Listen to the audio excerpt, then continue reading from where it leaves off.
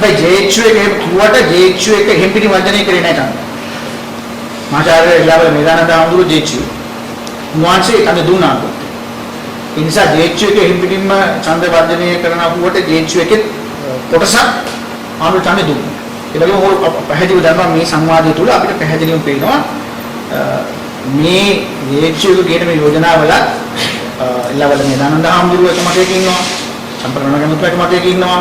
රතනහම් පුතමතේක ඉන්නවා ගම්මන් කිලෝමීටර් තාමතේක දැනට ඉන්න ඕමල්ක සෝපිතාම්බුරු තාත්මතේක ඉන්නවා එහෙම එළවල මේදානන් ආම්බුරු ජේච්චුනේ ඒක මේ රටේ ඕන කෙනෙක් ඡන්දෙ දුන්නානේ එළවල මේදානන් ආම්බුරු ජේච්චු ආම්බුරු ඡන්දෙ දුන්නා ඊළඟට හතර ස්වාමීන් වහන්සේ කියන එක නෙවෙයි චම්පික අමතුමා කියන්නේ ඒ දෙන්නම කියන එක නෙවෙයි අපේ ධම්මපිල අමිතුරයා කියන්නේ